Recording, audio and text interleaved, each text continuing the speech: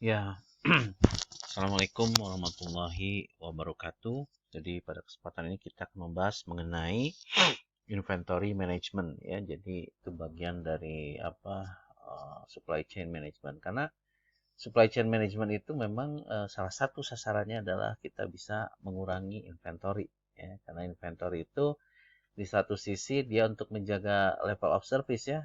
Barang selalu tersedia ketika ada permintaan, ada order, ada pemesanan, dan tapi di sisi lain inventory juga adalah suatu bisa memakan biaya gitu ya.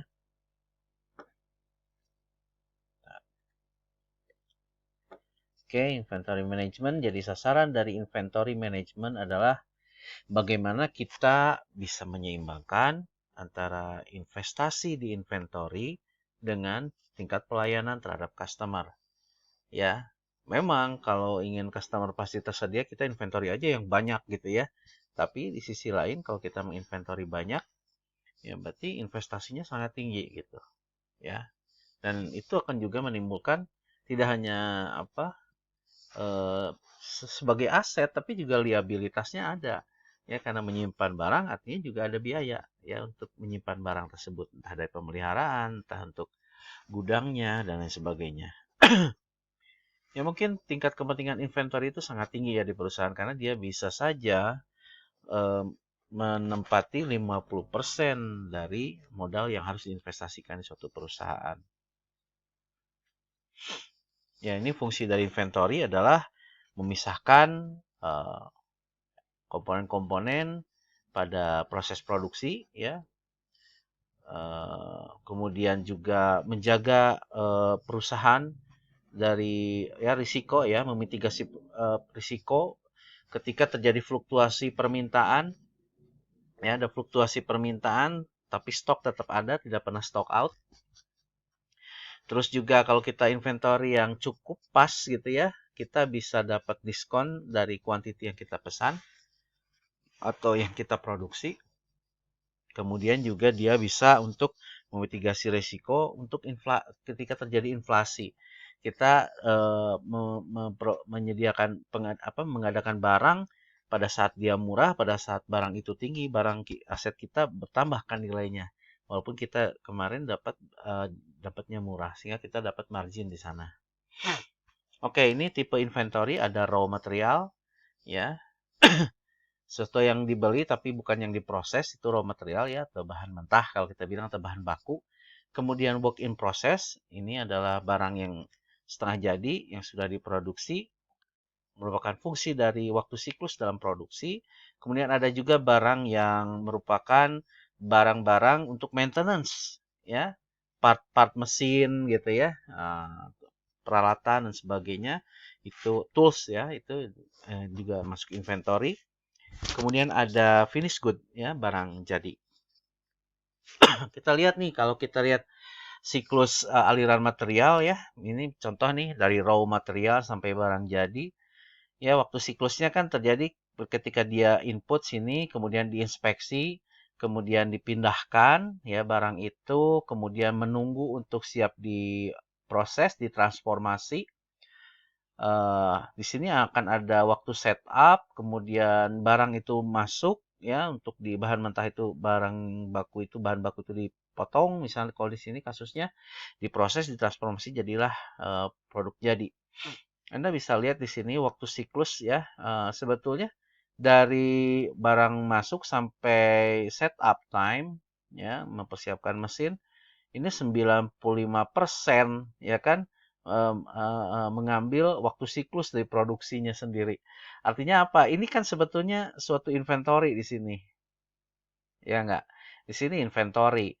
Artinya memang inventory itu sesuatu yang kalau Anda belajar dulu pernah tentang seven ways, ya memang inventory itu adalah salah satu dari waste. Waste tapi necessary kadang-kadang ya, karena uh, ya waktu untuk menunggu itu kan waste juga ya, karena ada QE di sini, ada simpenan di sini, semua waste semua.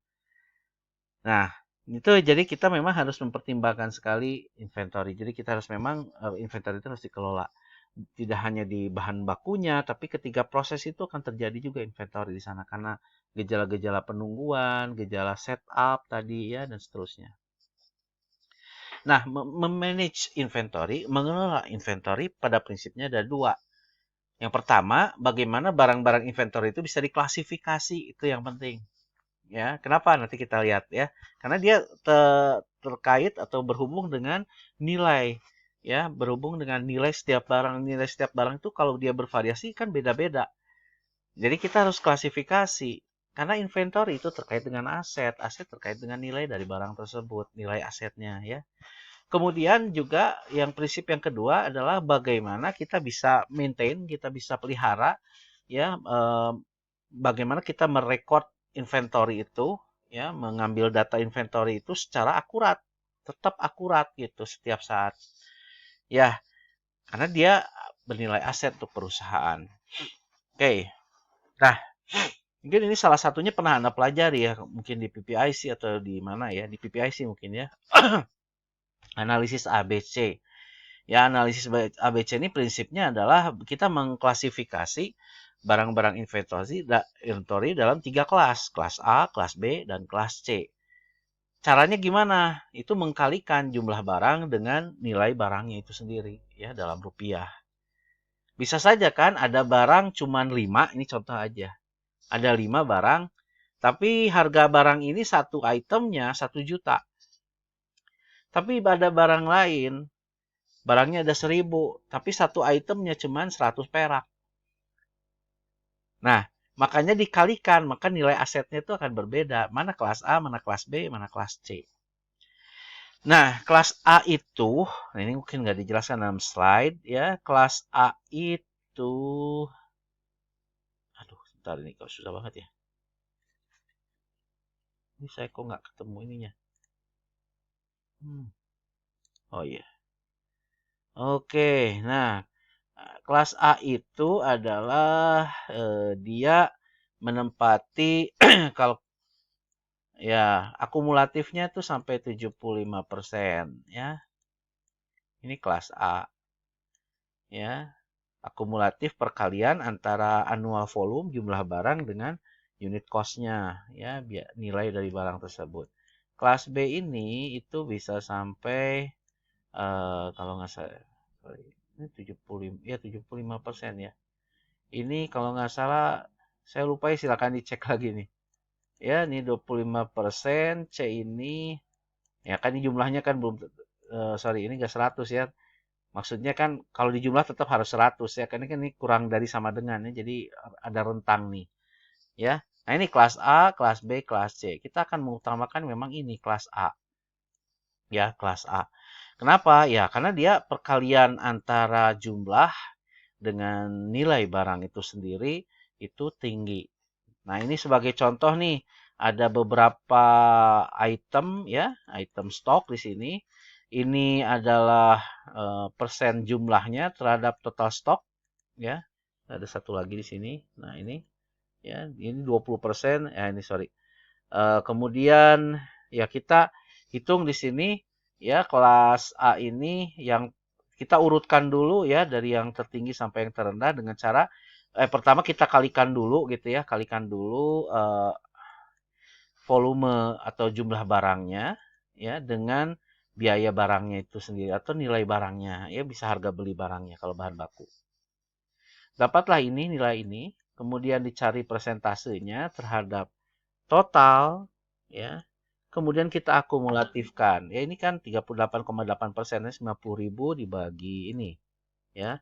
Dibagi ini kemudian dapat 8,8, 77.000 dibagi yang tadi juga dapat 33,2. Kemudian kita jumlahkan ya, ini jumlahkan terus akumulatif dapatlah 72% di sini ya, 72%, dan dia nilainya adalah ya secara akumulatif dia ini sudah masuk kelas A ya. Sudah masuk kelas A. Ya. Dia 20% stok barangnya, tapi yang dia menempati sampai 72%. Nah, ini masuknya adalah kelas A. Ya. Terus kelas B adalah dia 30% tapi menempati sampai 20%. Ya, hampir 25% ya. Di sini disebut kelas B ini, kedua. Kelas C itu cuma 5% saja. Nah, seperti itu ya, kelas A, kelas B, dan kelas C. Nah, ini cara kita menghitung inventory ya, cara kita analisis ABC ya, analisis ABC. Oke,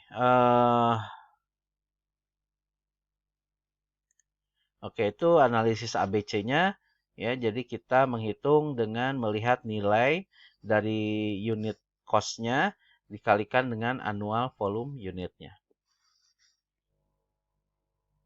Oke, dapatlah ternyata ini adalah kelas A-nya, ini adalah kelas B-nya, ini adalah kelas C-nya. Tentu kita akan mengutamakan kelas A-nya, karena kelas A ini nilai asetnya yang paling tinggi dari segi jumlah maupun dari segi harganya.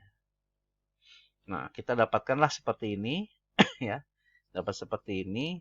Kelas A itu, ya ini seperti Pareto kok, sama persis ya. Dia 80% itu kelas A. Cuman mungkin bedanya ada ini ya, ada pengklasik.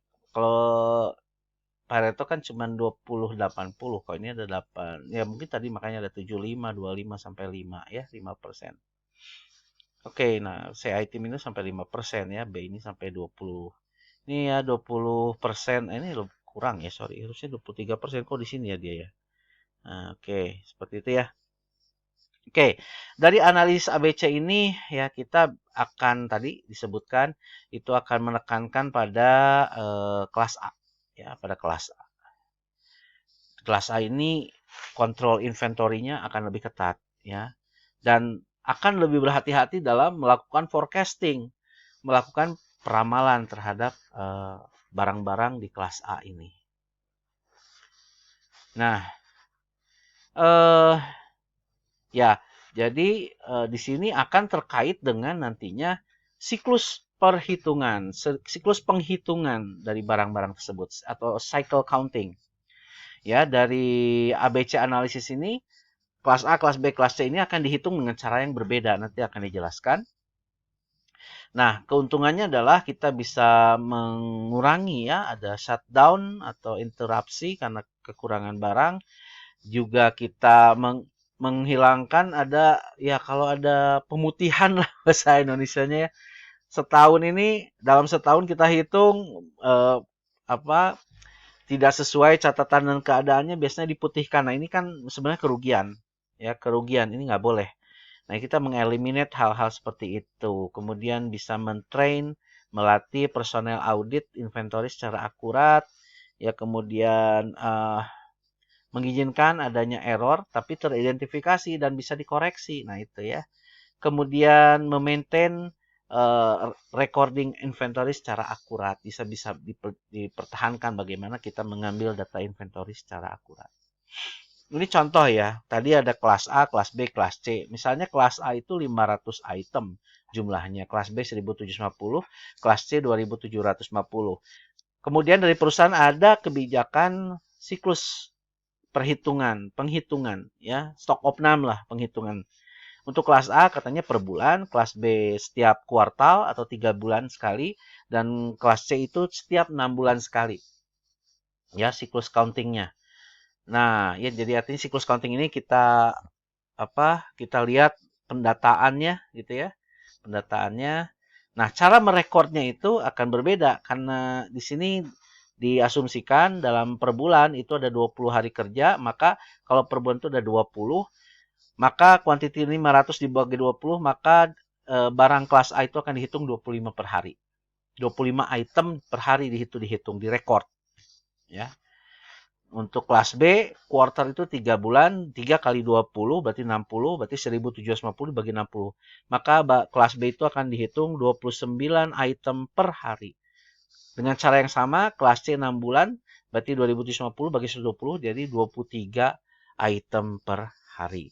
Jadi total per hari itu kelas A dan kelas B, kelas A, kelas B, dan kelas C itu dihitung 77 item per hari. Di mana di dalamnya ada 25 item A, 29 item B, 23 item kelas C.